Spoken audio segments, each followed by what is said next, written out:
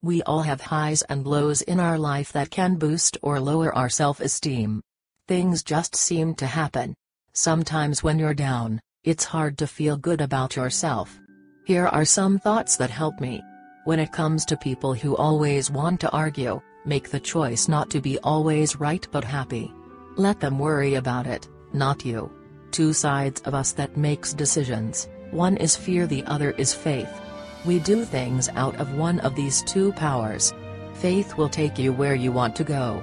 To be free and happy, one must first free themselves of negative talks with others, small battles, being in the thick of thin things. Be thankful for what you have. We all have something, it might be small, but be thankful for it and soon what you have will grow. Also you will feel better about it. When you are grateful, fear disappears and abundance appears. Set a small goal for yourself, find a small rock, keep it with you until you reach your goal. Now place the rock in a jar where you can see it. Start a new goal, get a new rock, soon you will have a jar full of colorful rocks. All great people must overcome great things, that's what makes great stories. A wise person will be master of his mind and bad habits, a fool will be its slave. You're not a fool. If you must play the game, or be in a job, agree on 3 things ahead of time: when to quit, how long before you move on, what you will learn. If you want to be successful, double your rate of failure.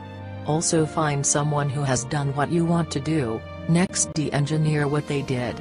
2 kinds of mistakes in the world, 1 trying something new, second kind is not trying anything or doing anything. Never beat yourself up or let others beat you up for trying. Only those who are dead make no mistakes.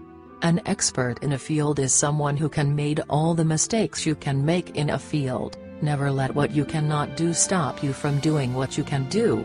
Judge each day by not the harvest you reap but by the seeds that you plant. The best way to predict the future is to invent it. Never measure the height of a mountain until you have reached the top. Then you will see how low it was.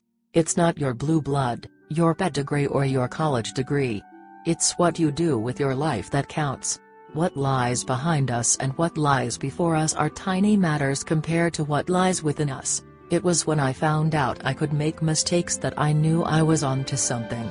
A successful person is one who can lay a firm foundation with the bricks that others throw at him. Use what talent you possess. The woods would be very silent if no birds sang except those that sing best. The only real mistake is the one from which we learn nothing. The indispensable first step to getting the things you want out of life is this: decide what you want out of life. Write the bad things that happen to you in sand, but write the good things that happen to you on a piece of marble. Whether you believe you can do it or not, you are 100% right. So believe you can. You are never given a wish without also being given the power to make it come true. God has given each of us the ability to do certain things well. When dealing with people, remember you are not dealing with creatures of logic, but with creatures of emotion, creatures bristling with prejudice, and motivated by pride and vanity. If God had a refrigerator, your picture would be on it. If he had a wallet, your photo would be in it.